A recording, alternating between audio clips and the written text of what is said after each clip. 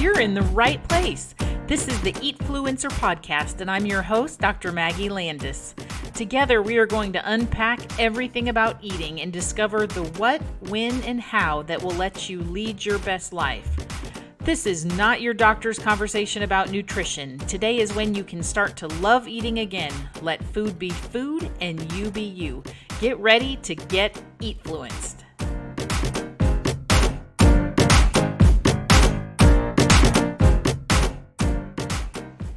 And welcome back to the Eatfluencer podcast. I'm so glad you're here this week.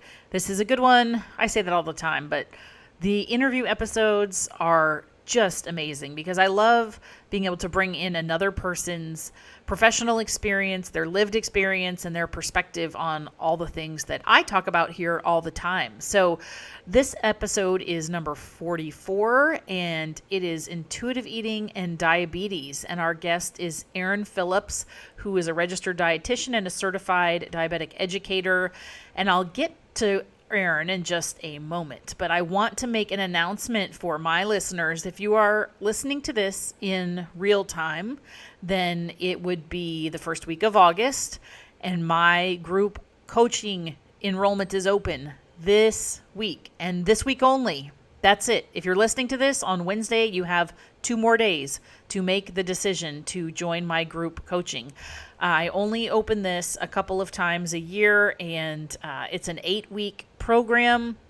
There's the benefit of being in community with others, as well as, of course, the content that I coach and teach to help you get over your food overwhelm, deal with the body image issues, the confusion about health and weight, and get out of diet culture and get on with your life. That's what I do. And even just within the 8 weeks, major transformations occur with my clients and my group coaching participants. So I hope you will really seriously consider joining us. And there are going to be some awesome bonuses for people this go around that I have never, ever done before. One of them is going to be a talk to your doc event that is going to be open just for people in the coaching program. And we're going to really go over how to navigate the healthcare landscape, particularly if you are in a larger body, because we know there's a lot of weight stigma that makes it super challenging to go to doctor's appointments. Also going to have a one-on-one hot seat coaching event for the first 12 people that sign up for my group this time. So all that to say, you need to be getting over to my website and checking this out in the next 48 hours. Superstat, all right? MaggieLandisMD.com, or if you follow me on Instagram, the link in my bio will take you right where you need to go. So that being said, let's get into today's episode. Erin Phillips is a registered dietitian, as I mentioned, also has a master's in public health, and is also a certified diabetes care and education specialist. So I invited her because there's so much to talk about in regard to intuitive eating and chronic disease, specifically with diabetes. And so she's got the perfect background and is just a charmer of a personality. You will love listening to her, offer her professional perspective and what she's learned working with diabetic clients for many years in a non-diet approach. She's the founder of Erin Phillips Nutrition, where she fills the gap in available care to individuals with diabetes who also are navigating an eating disorder or patterns of disordered eating. Erin is a specialist in adolescent nutrition and has completed a fellowship in adolescent health at the University of Washington Seattle Children's Hospital. She also wants to add that outside of work, she loves rock climbing in the Pacific Northwest and showing pictures of her cat. She is so fun, so fun, and is one of these people that I have not met in person, but I hope one day that I can meet Erin because we had a great conversation about intuitive eating and diabetes, and I want to get you right over to our interview now. All right, and I'm so glad to introduce Erin to you all. So hi, Erin. Thank you for coming on the Eatfluencer podcast today. Yeah. Hi, Maggie. Thanks so much for having me. I'm really excited. This is my first podcast interview. No, are you kidding me? Yes. Yeah. Well, that's hard to believe actually, because, I want, I'm going to have you kind of introduce how you got into this anti-diet space, because obviously that's not where your dietetics training led you. I can tell you that with pretty much certainty from my master's program in nutrition. It was way diet culture-y. But, you have an interest in diabetes. So I think it's really, those things are very fascinating to me. And I just could not resist having you on here. But before we get into the piece about diabetes, why don't you tell a little bit about how, as a dietitian, you got to this place? Because this anti-diet work is not the mainstream practice of dietetics. Not yet. Not yet. Not until you and I get our hands on everybody. Yeah. And I will say that it really seems like it's changing. Like, I work with students and interns, dietitians to be, and all of them have at least heard of health at every size. They have heard of the idea that BMI is bullshit. Like, can I say bullshit? That's okay. Okay.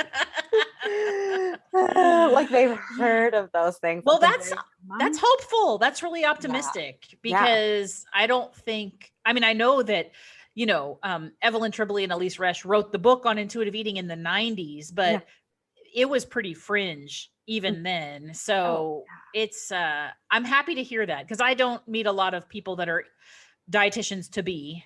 And so that's good. That's makes my heart happy today. So, how did you end up in this space? Because I did not learn it in school. No. Right. No.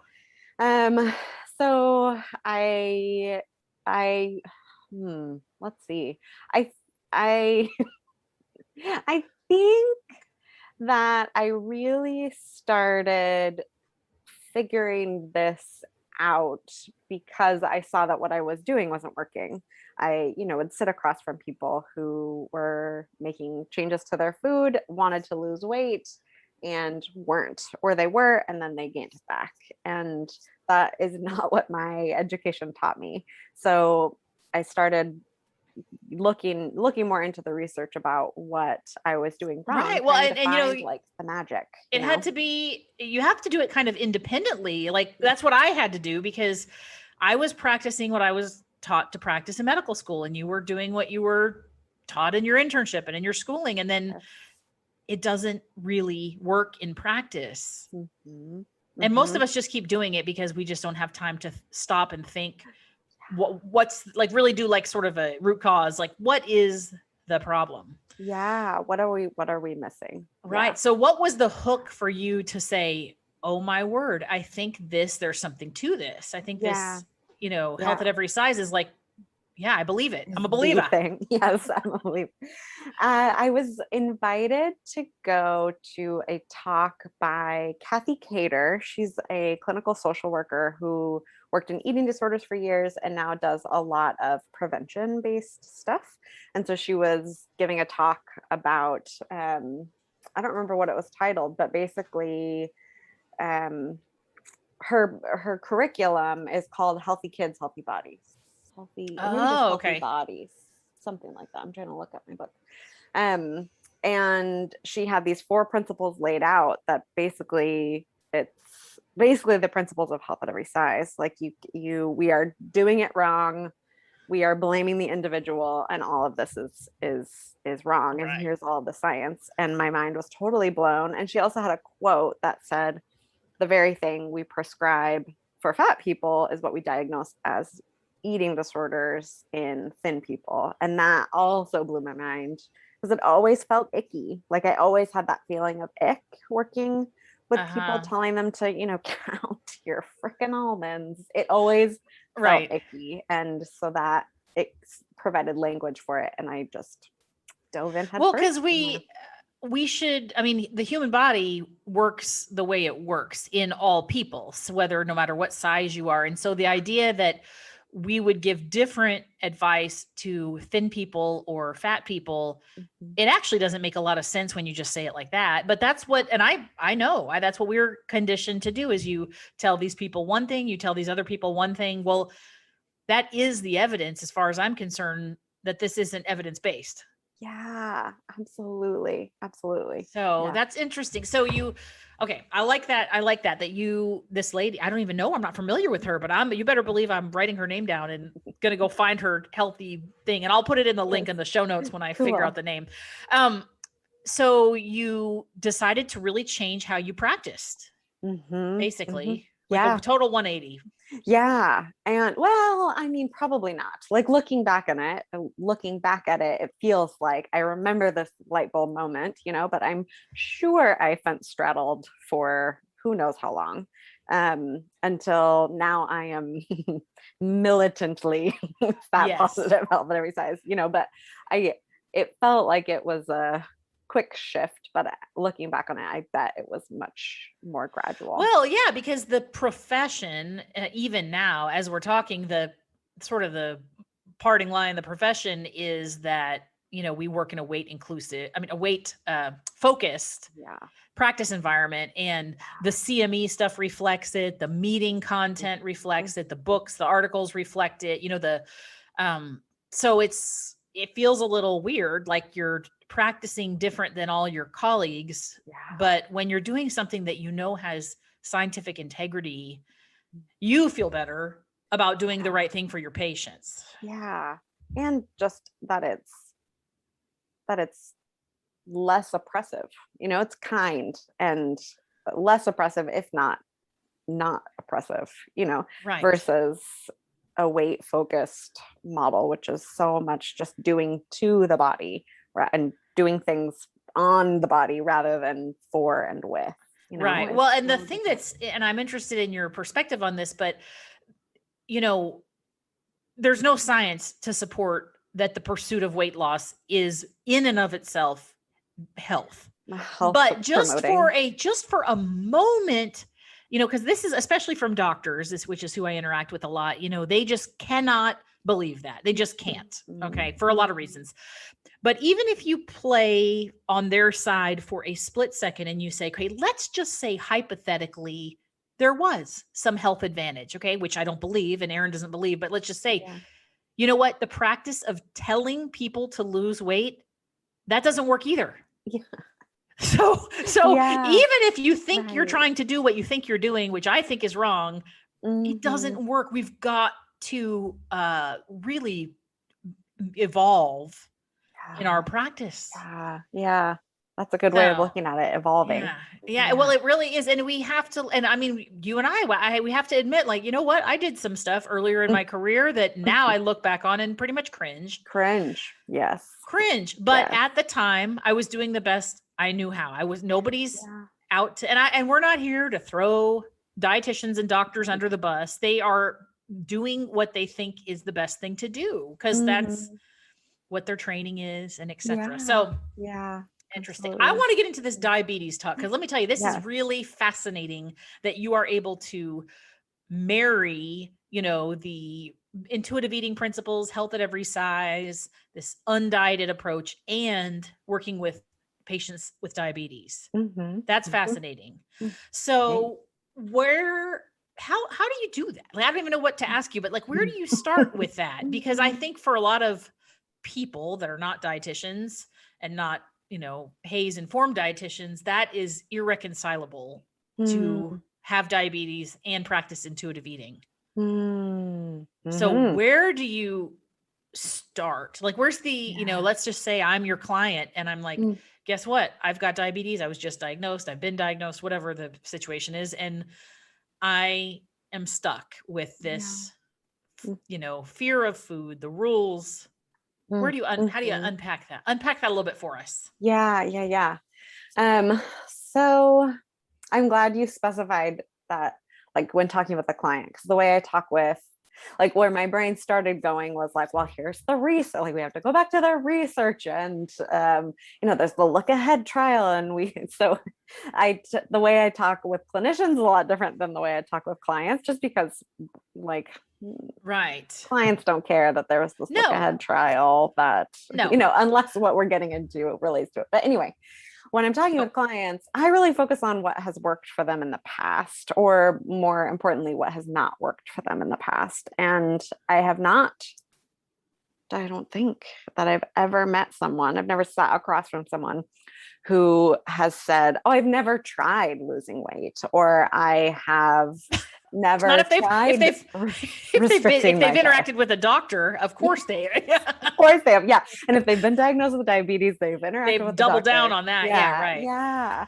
So so that's really where I focus on, like where I want to make sure we're coming from a mutual understanding of your experience. What has your experience been? Because I also really am cautious about calling myself the expert. Like, I know the best thing for you. That also feels icky. So I like working. It feels much more supportive to work with people from a place of what has their experience been. And so if restriction didn't work, if dieting didn't work before diabetes, it's definitely not going to work with diabetes. So we work from that. Yeah. That Well, that's a really good place to is start. And I think, I mean, I love that because so many clinicians of a variety of types, they miss that connection piece. Like we learn all these things, and this is what I see, and this is what the diet culture stuff just makes me kind of like, oh, I kind of pull back a little bit, because all this stuff about you need to have more choline if you have problems with your sleep or whatever, all that. And I'm like, Mhm. do you realize that the woman seeing this Facebook post has got 2 jobs and 3 kids and $100 in her bank account, and she Mhm. wants to put food on the table? Like, you're like the fraction of the population that you're reaching with this extremely micromanaged, privileged message. I'm not saying that it's Yeah. wrong. I mean, I'm not Yeah. denying science, but Mhm. at some point the rubber has to meet the road. You know, we're talking to real Yeah. people that are Yeah. eating multiple times a day, every day. And if we don't give them solutions that are tangible and Mhm. within their scope of resources, Mhm. guess what they'll do? Nothing. Yeah. And feel tons of shame in the meantime. Well, Tons. Yeah. right. Well, Yeah. and how about, okay, that's a good point you bring up, though, because the shame piece, I hear from a lot of people, you know, especially ones that like kind of are recently diagnosed with Mhm. diabetes, this shame, like they are made to feel like it's their fault because of their nutrition or their history Mhm. with eating or dieting or weight or whatever the belief system is. Mhm. How do you address that? Mhm. I mean, I know you're not a Yeah. therapist, in full Yeah. Yeah. disclosure, but Mhm. these are patients you work with that ask you these same questions, I'm sure. Yeah, yeah, yeah. Oh, absolutely. I just started working with someone yesterday where that was like one of her main goals. She was like, I feel all of this shame, and I really 100% feel like this is my fault, and I don't want to feel that anymore. You know, which that she's way further along in that thought process than most folks. Most Well, folks don't even yeah. realize that that Right. shame is there. Yeah. Um, so I think, well, yeah, the first thought that comes to mind is like, of course, people feel shame. And of course, people feel like this is, I'm using bunny ears, air quotes, their fault. Because, like, how many times have we heard a diabetes joke or like, oh, diabetes in a cup when that unicorn Yeah. Starbucks drink came out, and there were Oh, so many jokes about yeah. it. I Right. recently It's, was yeah. rewatching The Office, which I love that show, and Oh, there's I love that so too. many So, diabetes jokes. yeah, Poor it's terrible. Stanley, and yeah, so Yeah. it's there. It's everywhere, and then and weight stigma, it just really goes along with that. And so, of course, people are feeling that, and that is all based in total bullshit. Like, sugar does not cause diabetes, weight does not cause diabetes, weight gain does not cause diabetes. Like, none of that is based on Well, science. and here's the fascinating thing is that that only tends to happen with people in large bodies, because people in slender bodies who get diagnosed with diabetes, the response stereotypically is, well, I have no idea how that happened. I Mm-hmm. can't believe it. I mean, you eat salads and you run and Mm-hmm. you're skinny and blah blah blah blah blah blah blah. Mm-hmm. Well, it's the same physiology in Yeah, people from size A to size Z. So what in, like, that's just the diet culture talking, right? absolutely. Absolutely. Yeah. Yeah. Yeah. So just, I think you just acknowledging that in your patients, I assume is a really big first step, right?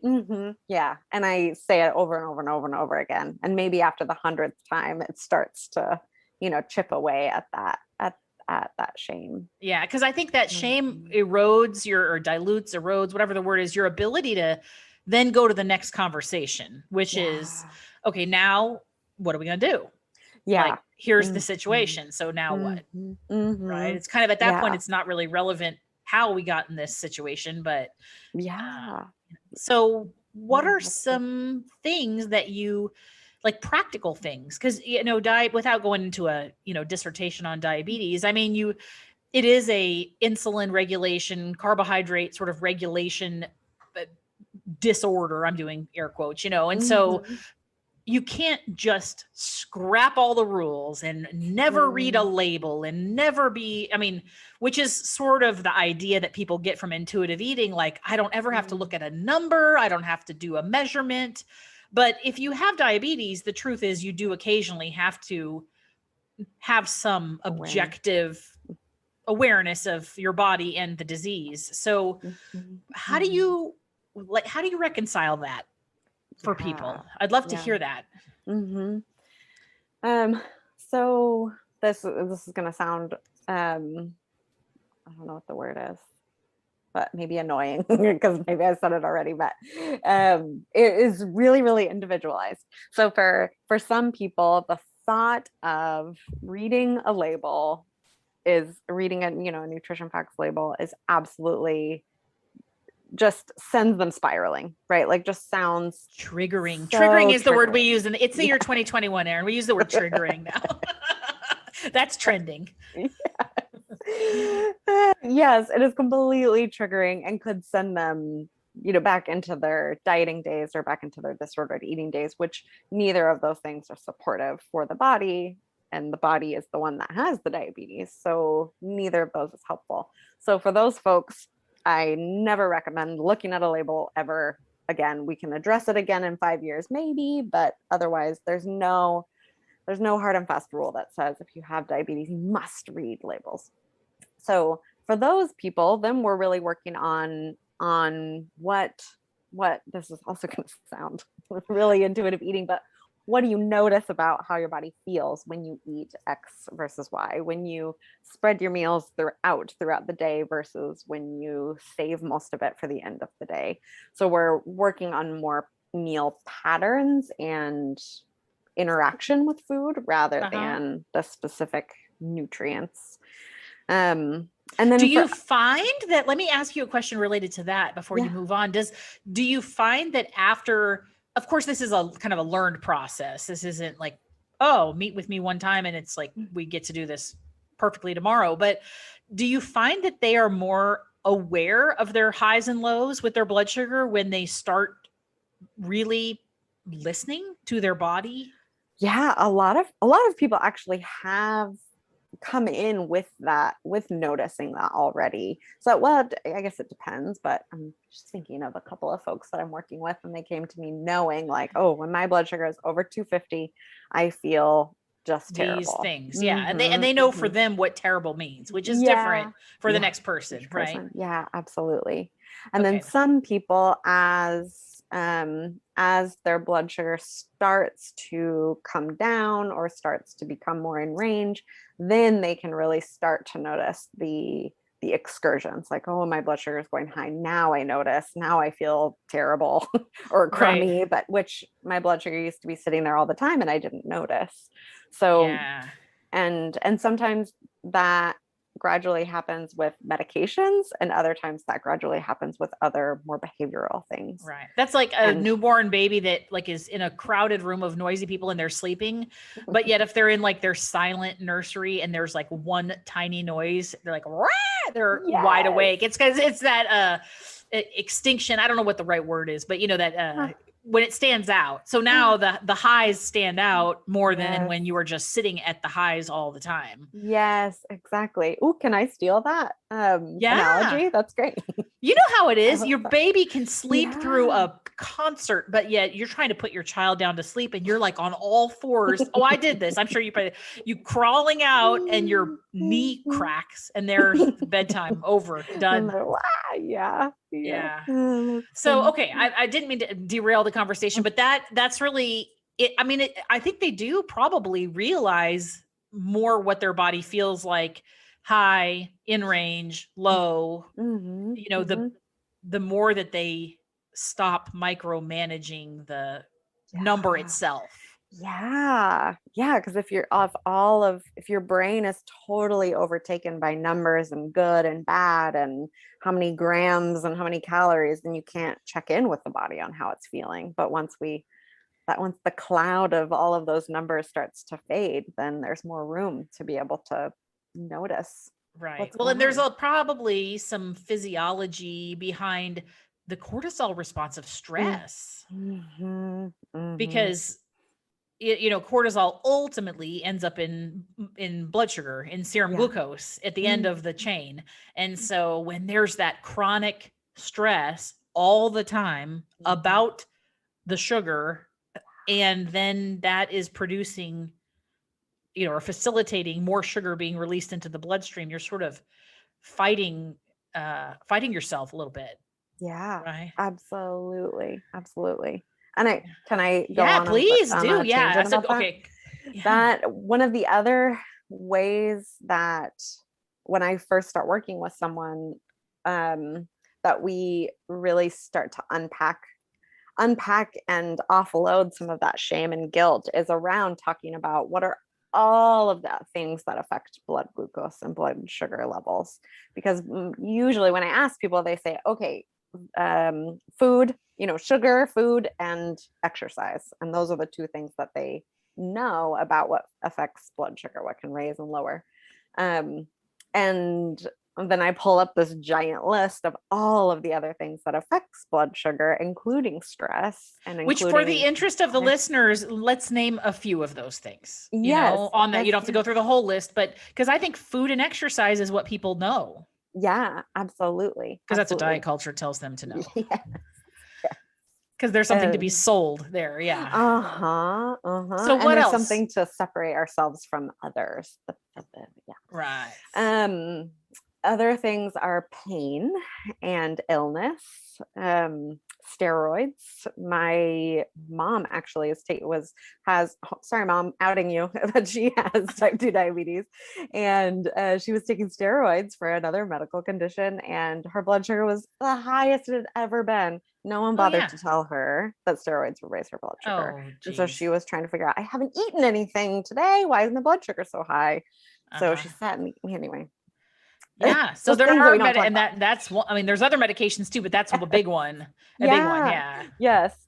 Or so yeah, we mentioned cortisol and Stress, stress, we mentioned pain and illness, sleep hormones, deprivation. Yeah. sleep deprivation. So certain times in our cycle, people will notice almost double their needs of insulin when they're at certain times in their cycle or just before menstruation. My brain is blanking. So this is like a really long list, but just, Yeah. maybe you can recall, is the unicorn drink at Starbucks on the list? No. That I mean, really, truly, like there's so many things. And I wish the patients heard this. Like, I wish every patient walking out of their internist office with a, little handout on diabetes heard what you're saying right now. Cause I don't think they are. No, absolutely. They're told to lose weight and exercise And more quit eating the without, unicorn drink at yeah, Starbucks. without being asked anything about what do you eat? How do you move your body? No, none of those questions. It's just Right. change everything. Right, Yeah. because of course, if they're in a big body, they can't possibly have an eating disorder, right? And we're Mm-hmm. we're both rolling our eyes hardcore here because Yes, those patients are getting missed completely, absolutely. Yeah. completely. Yeah. It's so Well, frustrating. so the fear of carbs. Let's talk about this carb fear because even non-diabetics, diet culture has instilled a complete fear of carbohydrates. And I would imagine if you have diabetes, that uh, you know, weight, carb fear, whatever you want to call it, is double down, because Yeah. that's the layperson understanding of what, makes you have diabetes, contributes to diabetes, whatever, blah, blah, blah. Mm-hmm. So how do you get your patients to get out of that space where they are completely paralyzed by the idea of eating carbohydrates? Yeah, that is a great question. And whether or not they have diabetics. I mean, this would be Right. probably good advice for diabetics or not diabetics patients. Yeah, definitely. Definitely. Well, I think the number one thing to know is that bodies need carbs, bodies need glucose. So I talk a lot about the physiology of diabetes, what's going on in the body with it. And our brain needs a part of that is that our brain needs a constant supply of glucose, and our brain can't store it on its own. So we need to be giving, well, there's other, our liver stores glucose as well to be able to send glucose to our brain, like when we're sleeping, but we need carbs for our brain to function. And people will, and then I'll, ask people what their experience has been when they have cut carbs or when they have decreased carbs. And usually they are become obsessed with them. And that is a normal human response, because the brain thinks that it's a famine and it thinks I need to focus in on getting carbs. So when we decrease carbs, we end up obsessing over them, which is a normal human response. So right. It's because the body, here's the good news, is the body works in a very objective way. The physical body, it's not listening to diet culture. It has no second interest. It's just doing what all the neuropeptides and the hormones and the this and the that is telling it to do. So you can consider it reliable, and all this overthinking that we're doing on top of that is disrupting our idea, our connection with that. Oh, absolutely. Absolutely. And then our body just works harder to do the things that it needs to do, despite what we think it should do. Right. Yeah. You're not going to win. I make this analogy too. You can steal this one too, Erin. It's like going to Vegas. Like that, the house always wins, always in the end, in the big picture. Now you may win a game of blackjack, you may win a game of craps, you may win little wins fighting the house. But if they had to give away money every month, they would not be open. Absolutely. It's not a charity. Like, the Luxor's not like a 503c. It's like it's a casino. So they have to win at the end. And the body is like the same way. It's, really, truly, we spend so much energy fighting it. Yeah, so much, instead of just working with it. And don't you think people are just tired of fighting it? Are she? So I know I was.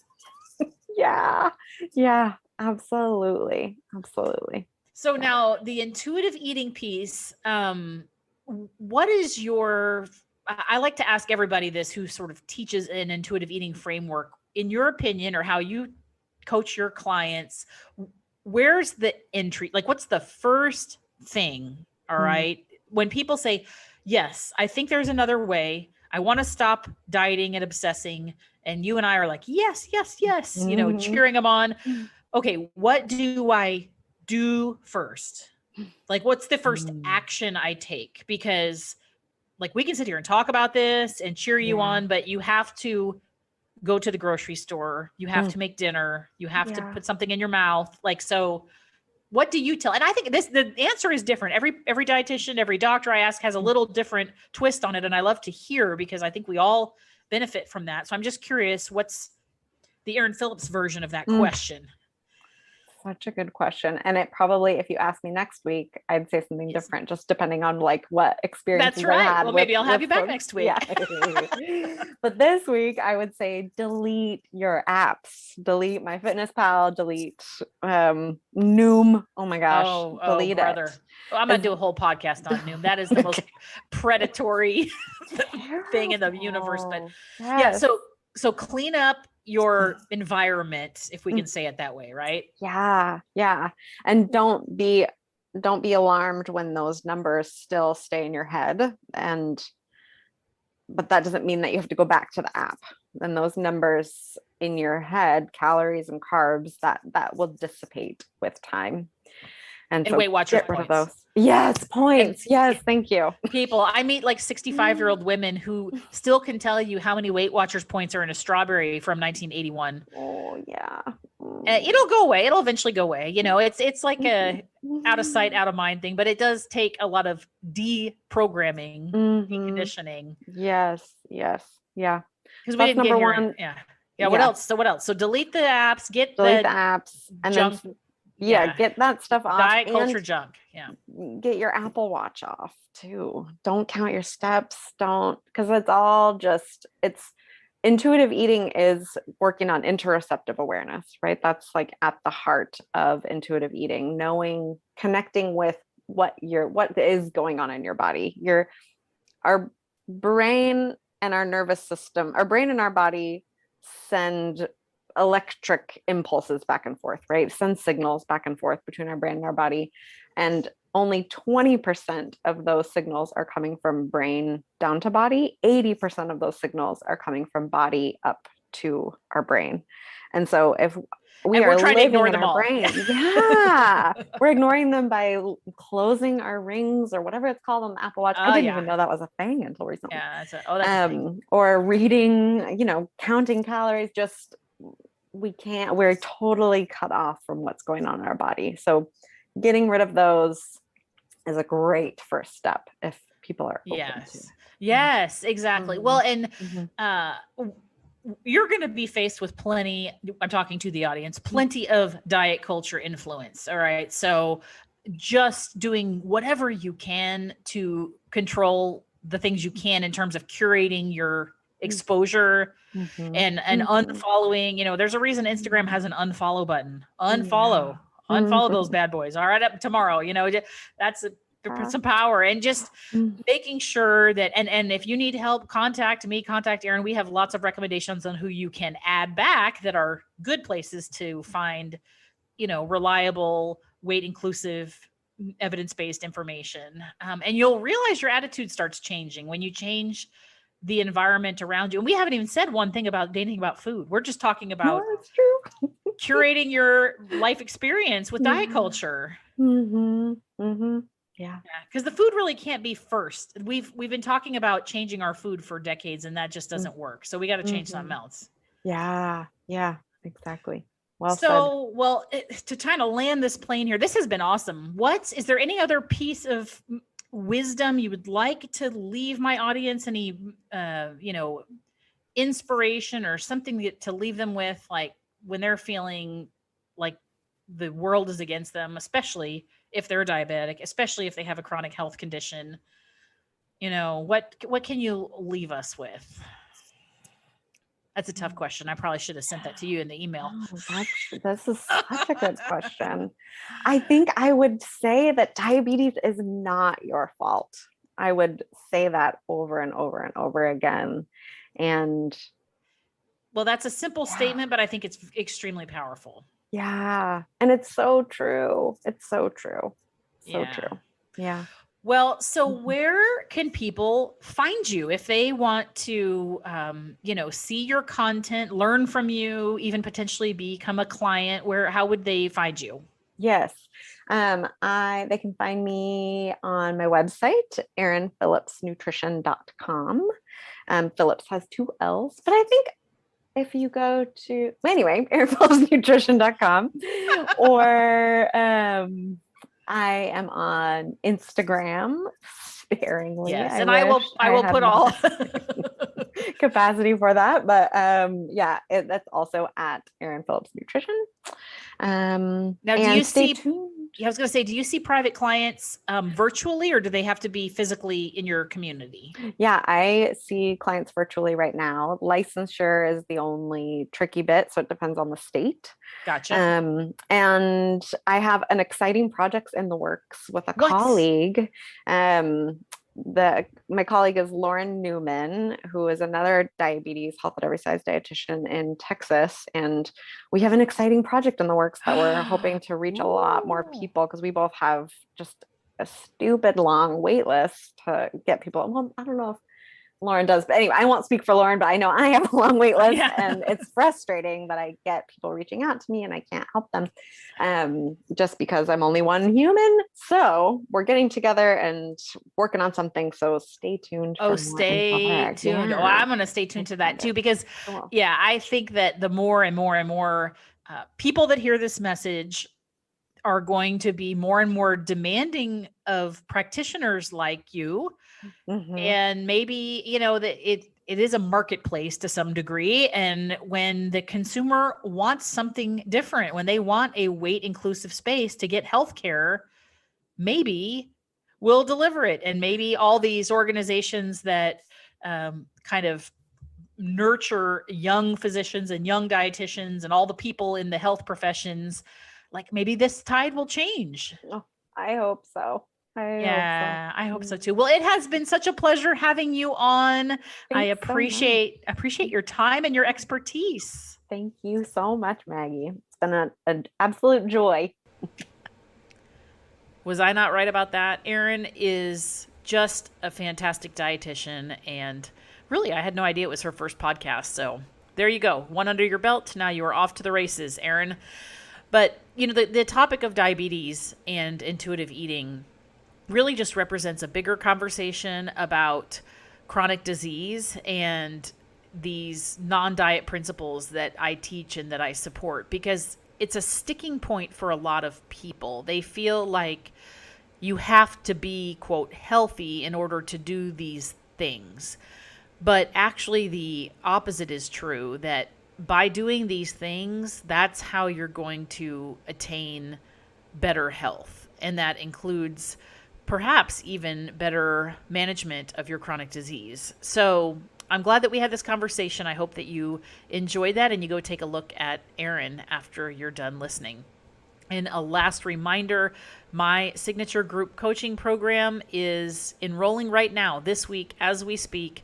If you're listening to this in real time, it will be open through Friday, August 6th, and then that is it for a while. It will be several months before there's another opportunity. So if you're even considering starting to make some of these changes in your life, it is going to be best in a community. And that's why I do group coaching and not a lot of individual coaching, because there's just something in that relationship between other people doing the same thing. It can feel really isolating making these changes when we are immersed and confronted by diet culture at every turn. But when you have a group of women that are really in the same place and moving in the same direction, there's a lot of synergy there.